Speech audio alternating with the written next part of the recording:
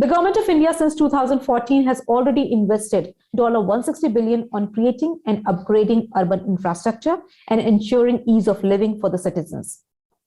India's investment in the urban sector has jumped by over 600% during 2014 to 2021 as compared to 2004 to 2014. In the upcoming Fireside chat, our esteemed panelists will discuss the urban infrastructure development in modern era. I would like to invite Kartik Sharma, Senior Associate Editor, ETGovernment, to moderate the discussion. Over to you, Kartik.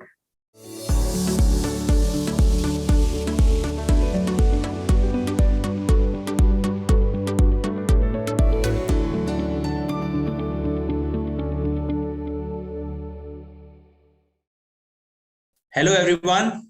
I am Kartik Sharma. On behalf of ETGovernment and the Economic Times, I welcome all of you at the ETGovernment Urban Innovation Summit.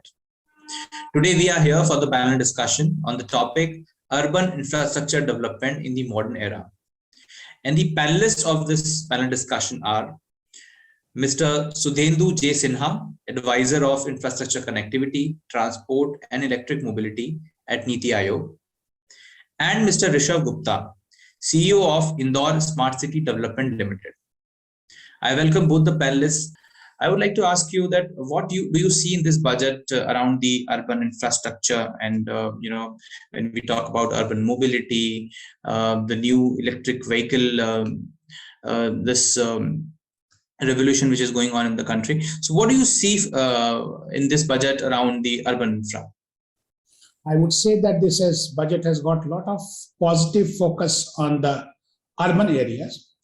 This comes from the understanding that urban areas will be the areas that will be a kind of driving the entire economy forward.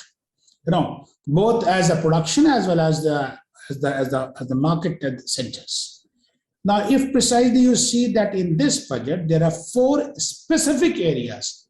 I'm not talking about the priorities area, but I'm talking about the 4 specific focuses there on the urban portion.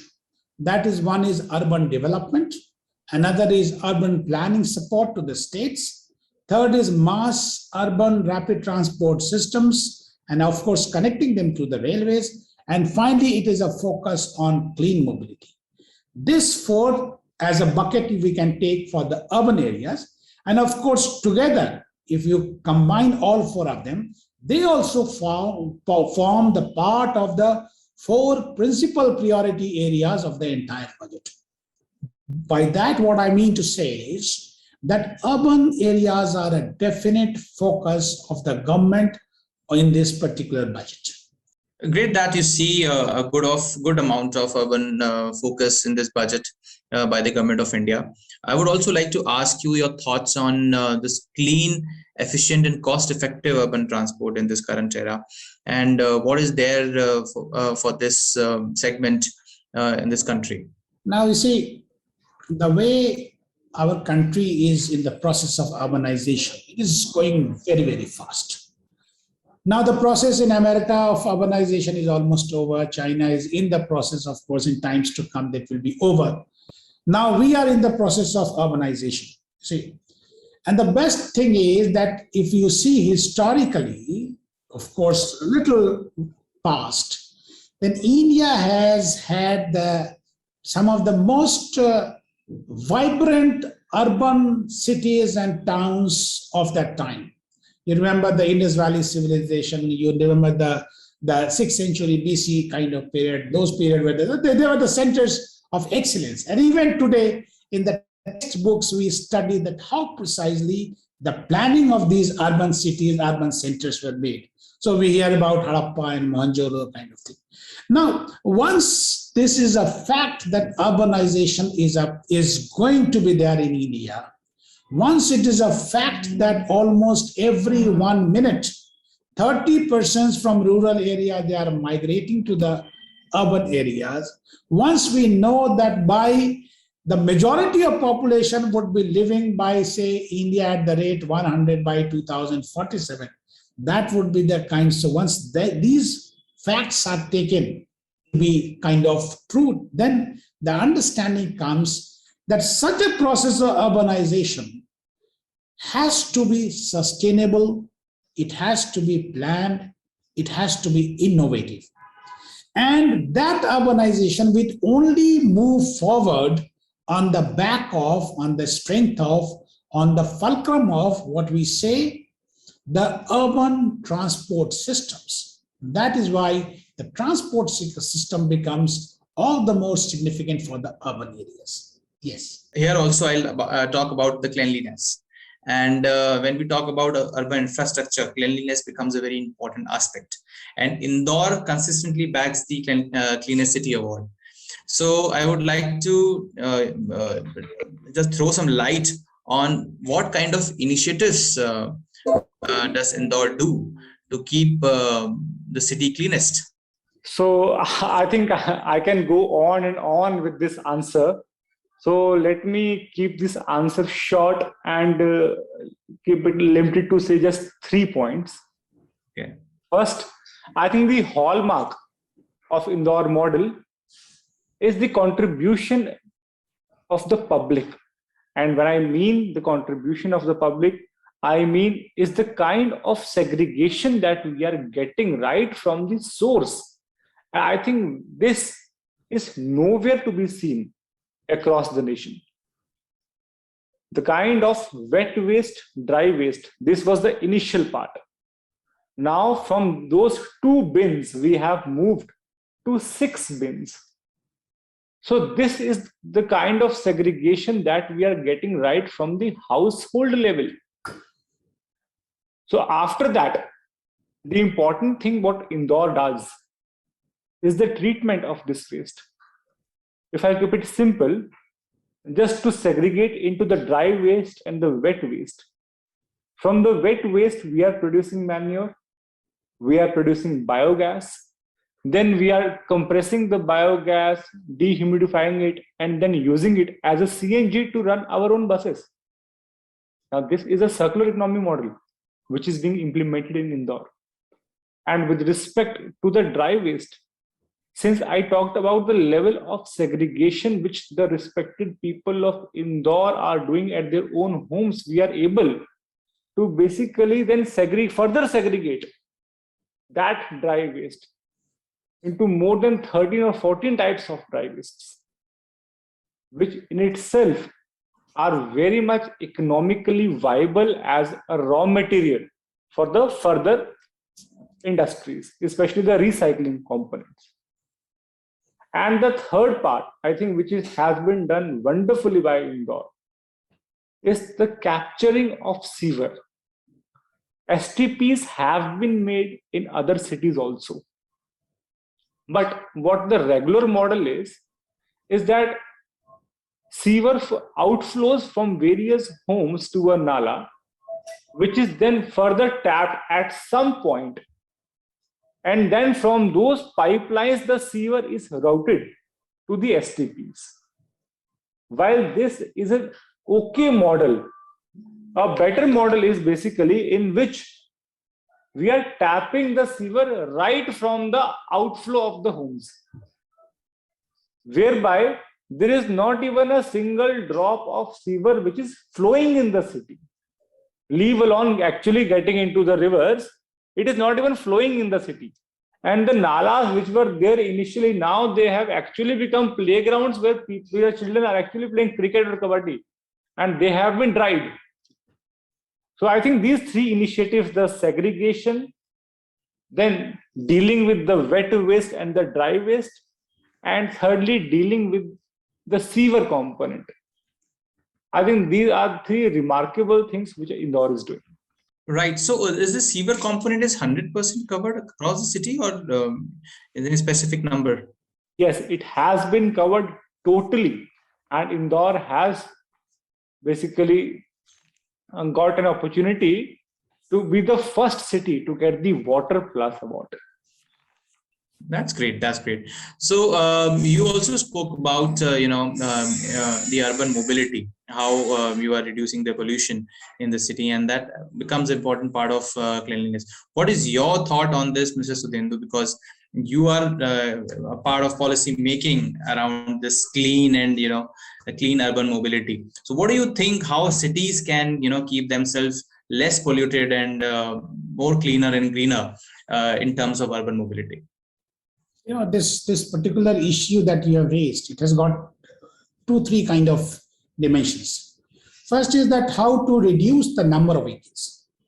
And number 2 is how to kind of eliminate those vehicles that cause pollution. So what we call zero emission vehicles, how to insert them into the system of city working. First thing is, of course, you will have to, as I said in the beginning, that urbanization must be driven on the back of public transportation.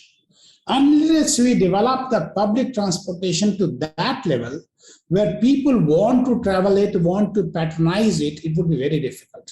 So public transport systems have to be very, very, in a strong way, because they are the ones which increase the throughputs. They are the ones which reduce the carbon footprints and make the cities relatively less congested, less polluted. That is number 1. Number 2 is, as we move on from the traditional, conventional fossil fuels to that of now what we say, the electric mobility, the new forms of fuel which is causing less and lesser of emission. So that is what will be the second one. And of course, congratulations to Mr. Gupta. Indore, I'm aware, it's a wonderful city, it's a clean city, and one does appreciate, because changing the public psychology, public preferences, addressing to those issues is a big challenge in the governance. It is not so easy. There are so many issues, so many mindsets, everything has to be kind of addressed one after another. And until the people of the government, they very closely coordinate with the civil society, with NGOs, a lot of people, RWAs, until everything that goes on, it would be very, very difficult. And the way Indore has done, he deserves a lot of congratulations. Mr. Gupta, years back when I was at Tokyo, and when the morning when I used to see such vehicles coming to collect dry waste and the number of set of wastes, I always used to wonder when that situation would come in India. So maybe you have brought them faster still. So that is what really you deserve congratulations. And the way I said, the transportation has to be made absolutely clean. It has to be made green. Then only the entire city will be able to achieve its vibrancy that we are expecting them to be of.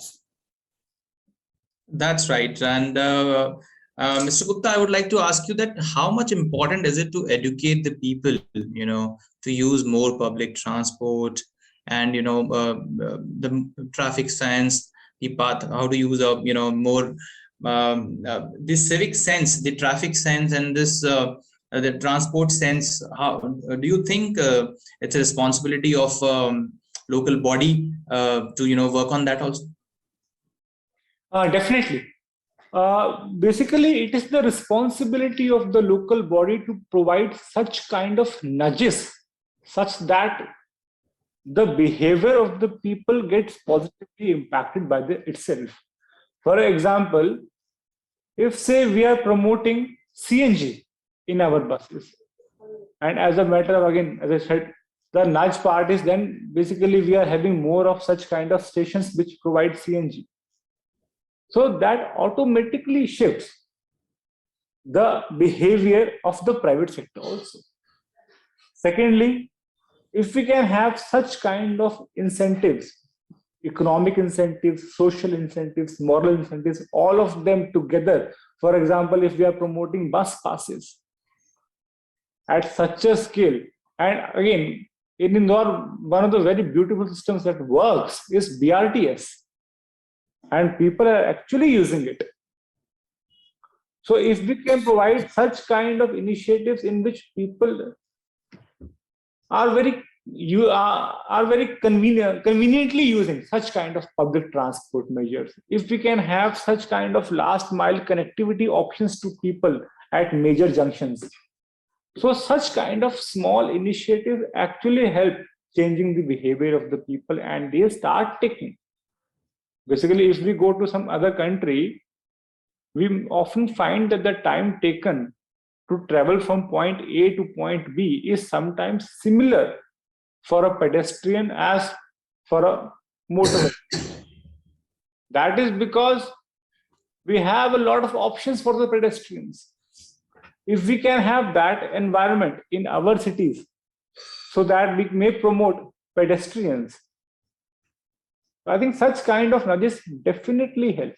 And if we are promoting more electric vehicle charging points, then it automatically leads to shift. Why do people not actually want to shift to EVs? if the petrol, if the diesel is expensive, people would automatically want to shift to EVs. But then they find the problems of battery swapping. They find the issues, where do we charge our vehicles? So if we can provide that kind of infrastructure in the cities, definitely it is the responsibility of the local bodies themselves to provide such kind of nudges. Very important point raised by you, Mr. Rishav, and you are the right person, Mr. Sinha, to ask this question. That when we talk about the EV revolution in the country, and so I would like to know from you how it can change a city's life. These electric vehicles and the EV charging, the problem of charging stations is also very prominent. So what can be the solution for cities to move towards more EV than the traditional transport system? The way EV revolution is taking forward, let me tell you that it is very, very phenomenal. Internationally, we are acclaimed. We are acclaimed for the pace at which this EV thing is going forward. So maybe that to us, it appears to be slow, but international validation is, and that most of the countries, they believe that the way India is taking forward, that is something phenomenal. But it is different thing that once we start comparing ourselves with, say, China, with Denmark, with Norway and Finland, then we see these are the countries which have put in almost 20-25 years. But the way we are taking it forward, that is something phenomenal. And today, for example, in two-wheeler stream, whatever is being produced is being bought, as simple as that. In four-wheeler stream, now the waiting time is almost 6 to 8 months. That is the kind of thing. All the aggregators, they want completely to transform their fleet from traditional fossil fuel based to that of the electric mobility. So the way it is being taken, but yes, there are definite challenges. And that is why this National Mission on Transformative Mobility, that is housed at NITI Aayog, and our CEO is the head, and I'm the mission director. We are taking it forward. A lot of interministerial consultation, interministerial thing goes on. Now, last year only, we re-strategized our FAME 2 scheme, and the result has been really, really awesome. You see, and that is one of the reasons why you see that in this particular budget also there's so much of significance, so much of trust is there for taking this electric mobility. Two-wheeler, as I said, so it is again going in the best way possible. To our targets, our target was to incentivize almost 1 million vehicles. So to our targets, last kind of March, April, we were close to 3.5% to the target. So 3.5% is no percent, as simple as that. Today, in a time span of 7 months, we are 20% of the target. So similarly, in the buses, for example, in the buses, we decided to focus on the 9 cities where the population is 4 million plus. And among these 9 cities, there is a demand, humongous demand is there. There is a demand of almost, say, 6,000 plus buses, there is the demand. These cities are so aspirational that they again want to change the complete fleet of the public transportation to that of electric vehicles. But yes, very well said that charging infrastructure is one of the challenges. More and more charging infrastructure needs to be set up. And this is gradually now again. Now that is additional, that is the next step forward on which we are taking it forward. And you saw that in the budget also, there is a very, very clear focus on dense charging infrastructure. By that, we mean charging points, charging stations where more than one points are there, more than one guns are there. So in this dense charging infrastructure, it has been brought into the harmonized list of infrastructure so that the credit line is readily available. That is one. And similarly, in these cities, the more and more of charging infrastructure, charging stations are being set up. For example, let me tell you, last Friday, the largest charging one place, charging one location was inaugurated. I was there. And then we inaugurated 108 vehicles, four-wheelers can be simultaneously charged at that point. In this month also, they are going to have another one. Cities today also, they have on the a handbook has been released by Administrative Staff College and so many other associates in Telangana. They have released a handbook on the principles of siting a charging infrastructure. So now in this, you will see that in times to come, and when I say times, it's a matter of 6 months to 1 year, that is all. So in this time period, you will see that the number of charging stations, they will grow leaps and bounds. There will be a phenomenal number. For example, the fossil fuel, the petrol and the diesel marketing organizations. So what they have done is that they have decided, this BP, they have decided that they will be setting up 22,000 charging infrastructure at locations at their own petrol bunks. So that is how it is going on the highways, on the expressways, charging infrastructure is being set up. 1,576 we have already kind of given sanction for, and they are being set up. So a lot of activity is going on. And yes, if Mr. Gupta is there, Mr. Gupta, if you are able to identify locations, of course, there are set principles for that. If you are able to identify that these are the locations where I would like to have charging infrastructure, we will be ready to provide you, to connect you to those people who are ready to do it all free.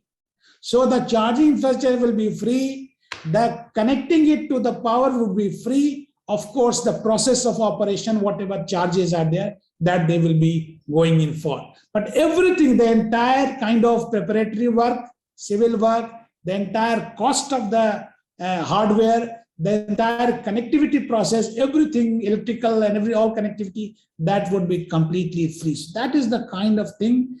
I mean, you know, it is charging, it is going to take over as a movement. That is why I said, you wait for a period of 6 months to 1 year, and you will see that we will be flooded with the charging infrastructure. That's great. I think for the personal vehicles, I think government has also, I was reading the news that people can charge it at home also. Yes, very correct, Kartik. So that is why we say that you can, for two-wheelers, for example, and three-wheelers, that could be charged with a simple plug system. It is not a complicated process. Moreover, if the RWAs or the gated community, I mean, where the people are living in a gated area, or the colonies, for example, if the offices, for example, hospitals, post offices, school, colleges, and then it could be community parks, shopping malls. I mean, these are the locations. If you decide that these are the places where we want to, it can easily be. I mean, there are people ready to go ahead and do it all for free. Just you decide that these are the places where I would like to have. That is why we are sensitizing the RWAs. We are asking the municipal authorities. And the best part is that we have got CEO of Smart City project, so he is aware. And once we are able to sensitize them, then this could always be proliferated in no time. Yes.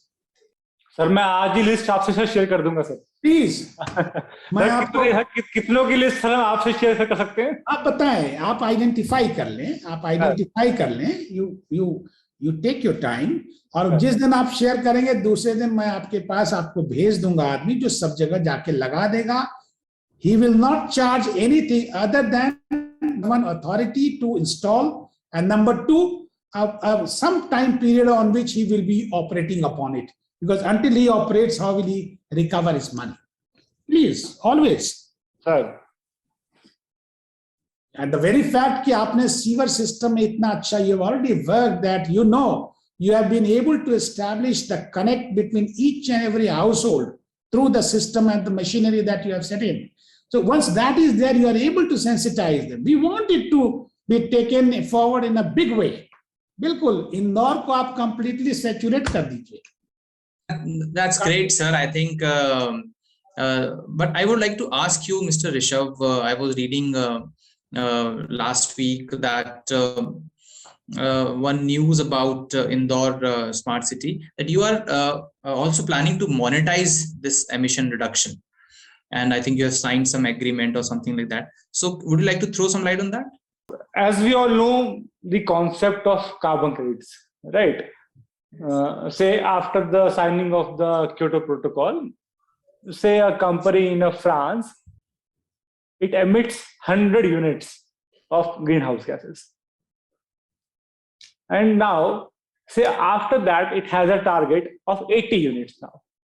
So basically, it has to do some kind of measures, some kind of filters, precipitators, converters, so as to reduce the emissions by, say, 20 points. And it does all such kind of interventions and is able to reduce the emissions to, say, 85 units.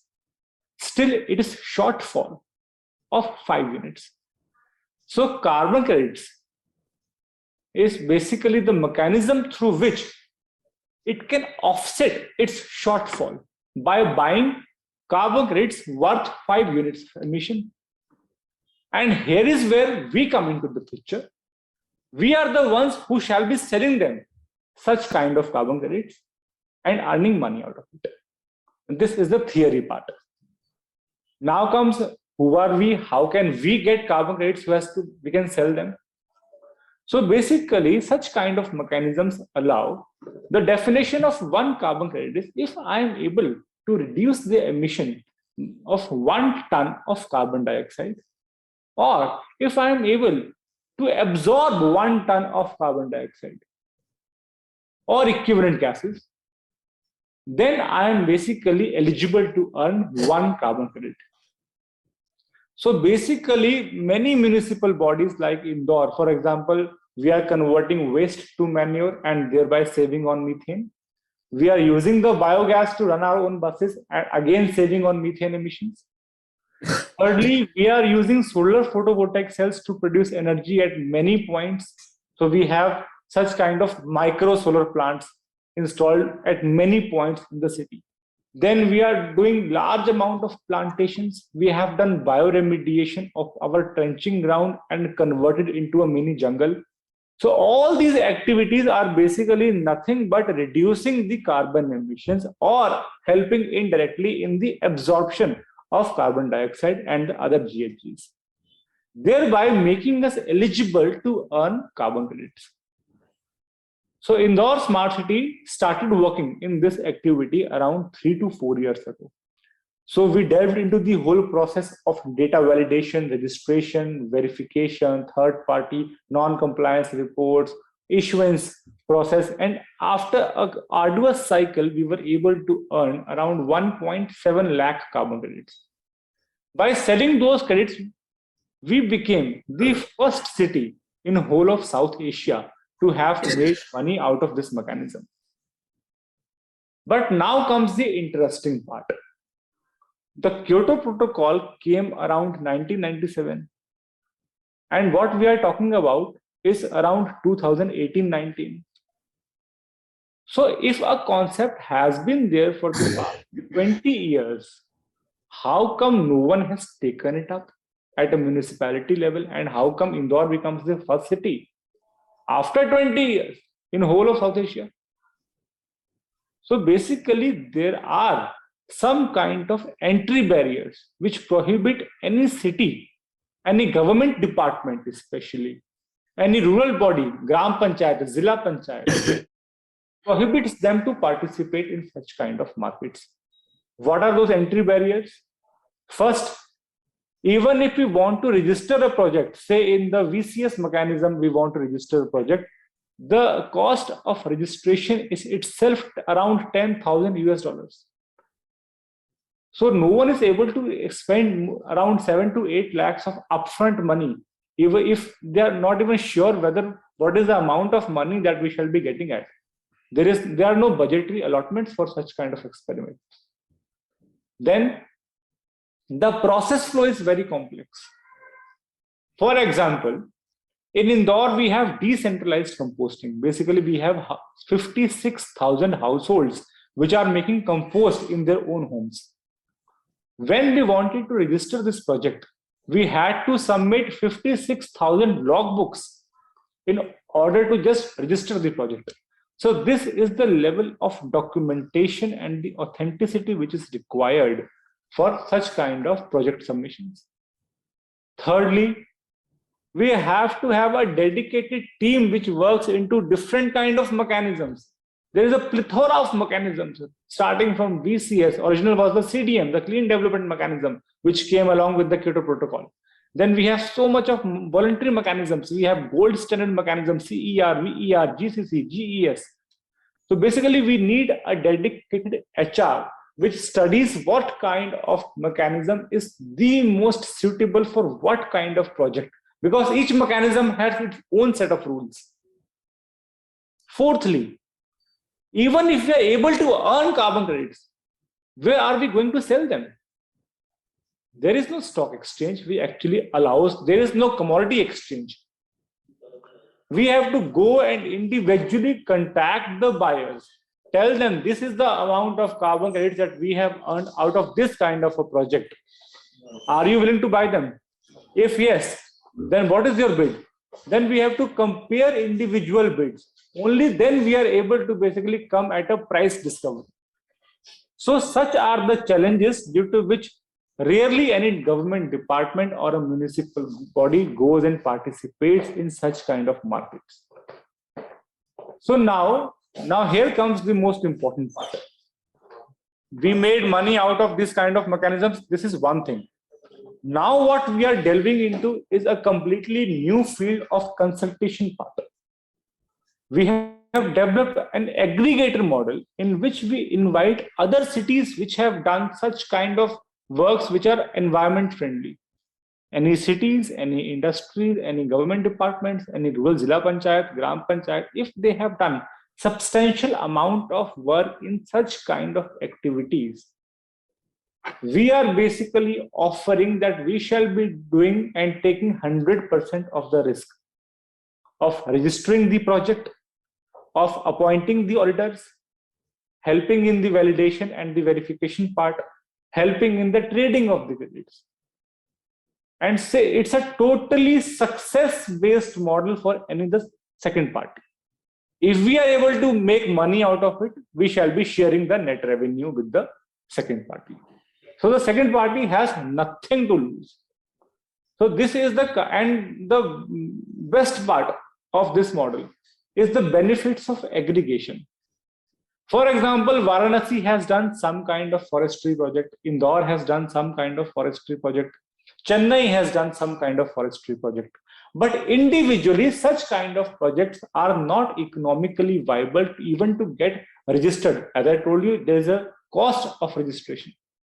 But if we can make a bundle out of similar projects and then submit as a single project, then such kind of economic costs will be shared among such cities, and automatically such projects become economically viable to get participated in such kind of carbon markets. So this is the model in which we are progressing right now. Well, thanks, Mr. Rishav. I think it can be a great case study for other cities which are watching this show, and you have explained it in detail. And lastly, I'll talk about the usage of modern technologies in all these urban infrastructure. And I'll come to you, Mr. Sudhendu Sinha. When you talk about the e-mobility, when you talk about the modern urban infrastructure, the urban connectivity, how the government is leveraging these modern technologies for the same? The entire thing is based on the technology only. The technological innovation is the basic plank of it. The entire electric mobility is based on that. That is why, you see, as of now, in addition to the FAME scheme that I mentioned, which emphasizes on vehicle segments, emphasizes on charging infrastructure, there are other schemes also. And in addition to, I also mentioned in the beginning that there is a national mission. In addition to that, there are PLI schemes are there that Government of India has launched. Out of these PLI, two of them are very, very kind of maverick PLI. One is the solar one that all of us know, and the second is that of the advanced chemistry cell, which is the core of the entire electric mobility. Why electric mobility? Any storage system, for example, our mobile, the laptop on which we are connected as of now. So the battery system of that is the core of it. Mobility, of course. Now, we do not manufacture these cells. As of now, what is happening is they bring it from outside and they just connect them together and make the pack, but not the manufacturing is not done. Now, fortunately, now we are on with our advanced chemistry cell kind of bidding processes. Now over the final stage of evaluation is going on. By next month, we should be knowing that who will be the manufacturers whom Government of India will support. 50 gigawatt to start with, we will be supporting. And there was a time 1 year back when we were thinking that who will come to bid for it. So the expectation was, and it was that initial, the kind of feedback that I was getting is that you are trying to incentivize 50 gigawatt, you will not get bids for 30 gigawatt. Fortunately, we got bids for 130 gigawatt. So now we are selecting who is the best out of them, who are the most reliable ones. And that would by 2024, India will be having the first Make in India kind of cells in India. And then that is the time when you will see that the cost of electric vehicles will come down to very, very affordable level. And then you will see them swamping our streets. So that is what it is going forward. In the urban landscape, in the mobility, the digital intervention brings about a lot of changes. Today, for example, aggregators are there. You see all of them are on the apps. Through the apps, you are able to book Ola, you are able to book Uber, you are able to book Blue Smart. Similarly, everything, all this intermodal kind of connectivity within the city as well as connecting the cities to the hinterlands on the, say, faster or rapid transport systems. Everything can be done with digital intervention, and the interoperability factor is there. That is why technology forms the real backbone. It forms the base on which the entire mobility will grow. Now we will be having connected vehicles. We talk of connected vehicles. We talk of vehicles where in the event of any untoward incident, that immediately informs the police. Those kind of things are going on. So definitely in urban areas, digital intervention is going to play a big, big role. And that is why it is being stitched into the mobility systems. That's great, Mr. Sinha. And Mr. Rishav, finally, I will also like to ask you about the digital intervention. As Mr. Sinha also said, that digital intervention is the key coming forward in the future. And we have seen a lot of digital interventions in Indore. We have seen a lot of MOUs and agreements you have done. So I would like to request you to throw some light on how you are taking the digital forward to make the city more livable. Your view on that, please. I think a revolutionary work has been done in the digital payments part. I think what UPI has done to the payments part is unprecedented. And even if we go to a very local shop, we would definitely find that it has the UPI card, either the Paytm card or the PhonePe card. And it has reached into the nooks and corners, I think, for each city. Especially I can talk of Indore, UPI has done wonders. With respect to the other initiatives, basically, various startups are coming, which are looking into these aspects. If I talk about the startups and linking to the previous discussion we had, there's a startup known as EV Urja, which is delving into the fields of battery swapping, which was again a major focus in yesterday's budget also. So we have an incubation center under the aegis of Indore Smart City known as Smart Seed. Over there, we have a lot of startups which are doing wonderfully well in such kind of technologies. They are using machine learning algorithms, AI techniques in order to find out solutions. And solutions are varying, right? Again, from battery swapping to say toilet plus shop-based, a sustainable model, to nice kind of soft drinks. All such kind of activities are at the back end are using such kind of technologies and are being promoted at a very faster scale. Especially in the incubation centers, many people are now coming as angel investors. Such kind of startups are being seen as another type of portfolio for such investors. So we have large amount of seed fund which is coming for such a kind of startups. Then the mentorship is being provided, and now I think after the COVID, the modus operandi of such kind of mentorships has changed drastically from offline to an online mode. Now people have actually realized the importance of tele-education. So online mentoring with respect to a plethora of issues, starting from say IPR activities, company law, and then specific to each company, the subject matter experts, those are being invited in order to promote such kind of startups which are using such digital platforms in order to have more convenient solutions for the existing problems that we are facing. That's great, Mr. Rishav. Yeah, please. For example, we have some startup known as Pata. So what those startups are doing, they are having a unique ID which would act as an address for each household. So we don't have to then give instructions to each Amazon or a Flipkart or a Swiggy delivery person. This is the route that you have to take to reach to our homes. That unique ID would be enough for any person who is using that app. One time we have to record that this is the place from where you have to take a right, take a left, and that will be stored forever. So such kind of initiatives which are based upon such kind of Google platforms or the ISRI based platforms. So those initiatives are being promoted in a very large way, and people are very aspirational and they are using them. That's right.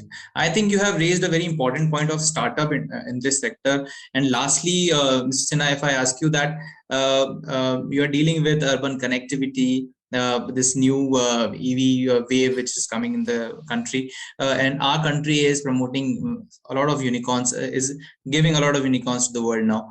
So I would like to ask you finally that, do you see a good scope for startups in this segment? Yes, I do. I do see a lot of scope, and they are doing a lot of work, especially in electric mobility. The number of startups that is there is phenomenal, and they are doing wonderful work. You see, they have identified very, very small, very micro sectors in which their involvement could be there, whether it is payment mechanism in case of charging infrastructure. I mean, even in the most granular place, they have been able to locate that how they could be there, and they could take it off in a bigger way. That is something really is going on in startups. And similarly, the way Mr. Gupta rightly said, that initially mentioned about, you see, in a city, it has to be made. We always think whenever we talk of the transport systems or mobility, our mind goes only to the hardware, that is to say, the buses and the cars and this and that. We never think of the people who would like to walk on the streets, maybe. And that could be only possible. Why it is that in European cities you feel like walking? Because the pavements, the way the walkways are so pleasant, so good to move around, that you want to walk over, isn't it? Similarly, and as Bhushan Tuladar, one of the prominent experts, politicians, he rightly said that the width of the pavement in a city decides the depth of democracy.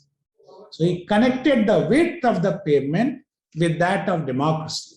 So our pavements have to be very well kind of structured for the people to walk. Similarly, in Germany, for example, you cycleways, or even in England, for example, cycleways they have created. So cycling should be encouraged, walking should be encouraged, and those should be the places. Then only one of the 4 priorities that we have identified in the budget, that is inclusion, that can be taken forward, you see. And you rightly said that startups, we are encouraging them. They are pulling off really wonderful, awesome work they are doing. And we see that number of them are getting into the sphere, and they have got a space is available for them. Thank you. Perfect. So thank you. I think it was a great discussion, and a central authority and a person who is working on ground in the city, talking to each other, and on a very good topic of urban mobility and urban infrastructure. And thank you so much, both of you, for sharing your thoughts.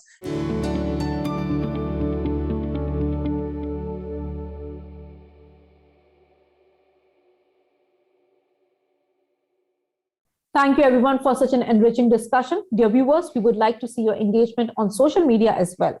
Use the hashtag ET Urban Innovation in all your tweets. Let the world know about the event.